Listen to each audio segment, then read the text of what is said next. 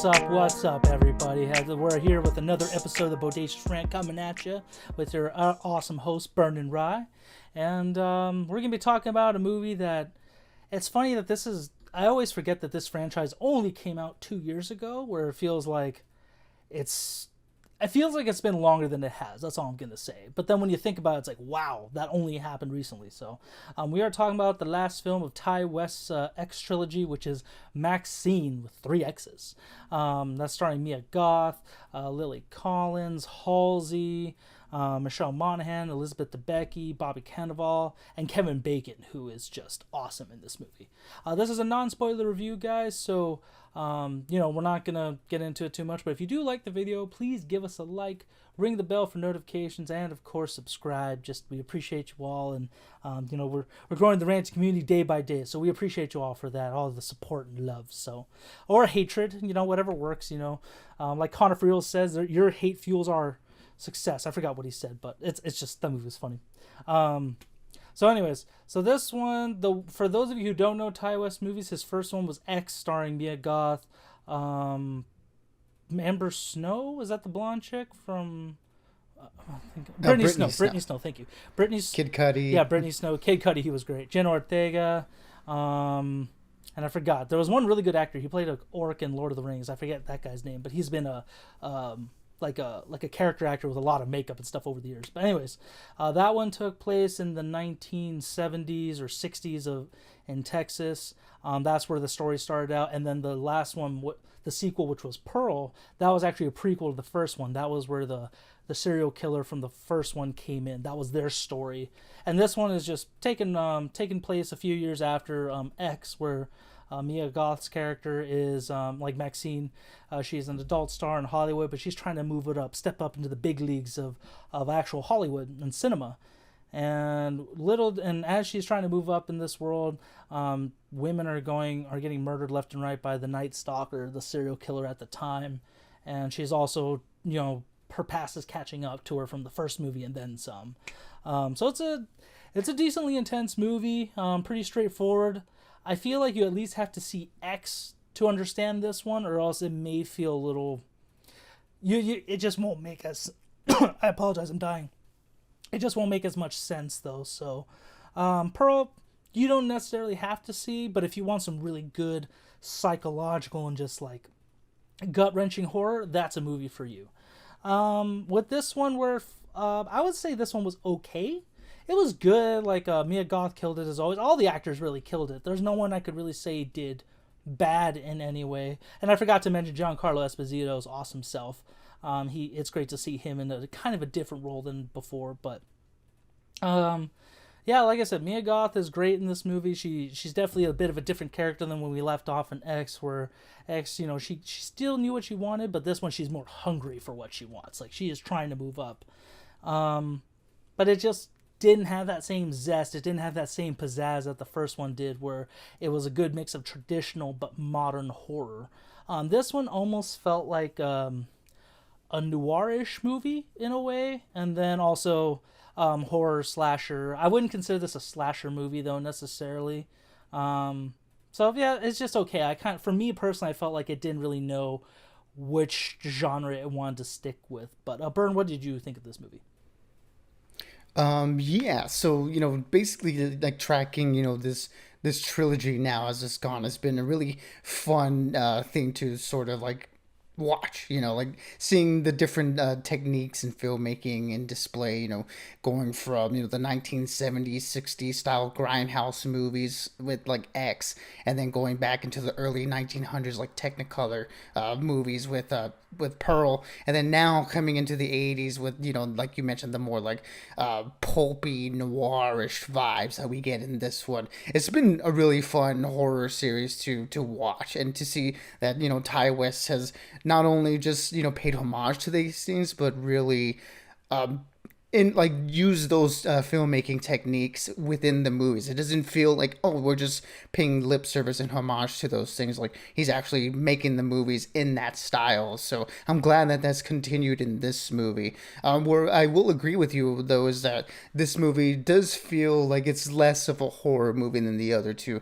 I mean, I would say X is the most traditional horror type movie. Pearl is more of a psychological, character study horror movie, and then this one even less so than the others. It's more of a mystery thriller. It feels like, and I think for the vibe that it sets up in the world that creates or recreates in the 1980s Los Angeles.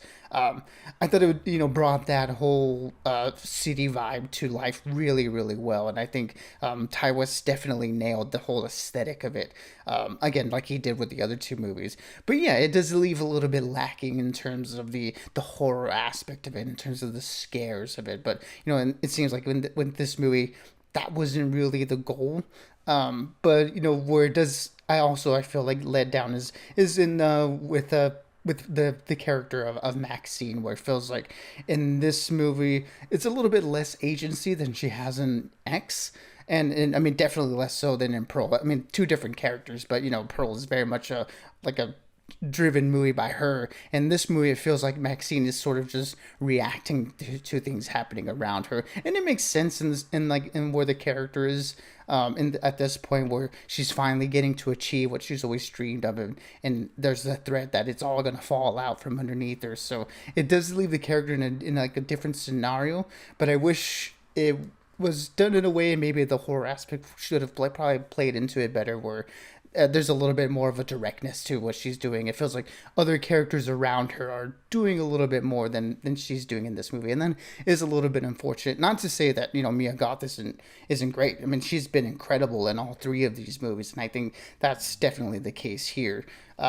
And I also definitely agree that Kevin Bacon was also a real star in this movie. Also a different type of character than we're used to seeing him. A little bit more of a sleazeball scumbag in this one. You can tell he's just having a lot of fun in the role. And I think a lot of the actors around, who do have more to do in this movie, are all having a lot of fun with their roles in this one. So that's sort of the things that made me enjoy it as much as I did, where, a lot of the horror elements kind of left me wanting a little bit more.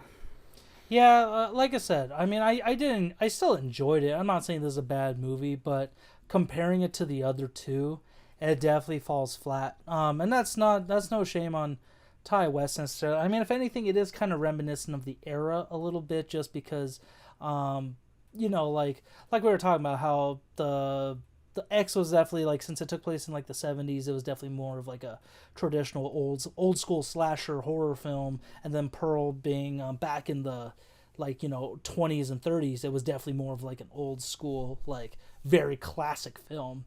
And this one, yeah, just because it's in the 80s, and that was kind of like one of those decades where there's a big transition in style and culture and stuff like that.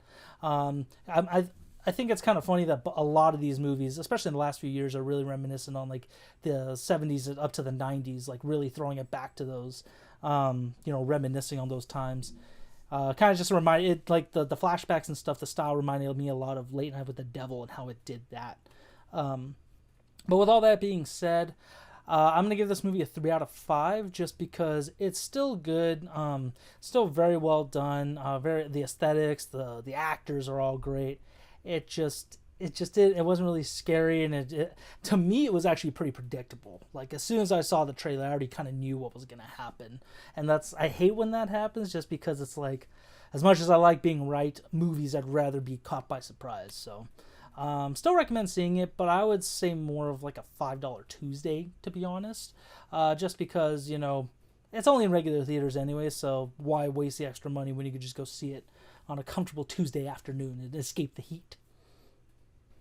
I mean, that's fair. I would go a little bit higher than that. I wouldn't say like people like should only watch it at a discount. I think there's a lot here to really appreciate it. Like I mentioned, in terms of the filmmaking aspects of it. And again, Ty West really nailed the aesthetic. Bringing the 1980s Hollywood to life, and all the actors are doing really well in their roles. It's just the narrative of it all just left me a little bit lacking more. But all the technical aspects, including the actors, really pull this movie up. And I don't think it's like a disappointing end to this trilogy. I think it ends like in a pretty satisfying way for the character of MaXXXine. And it's just the horror elements are really the parts that left me wanting a little bit more in terms of this being a horror trilogy and ending on the movie that is the least scary of the three of them. It just did leave me wanting a little bit more. But if you've been a fan of this series so far, I don't think you'll walk away disappointed too much with this one.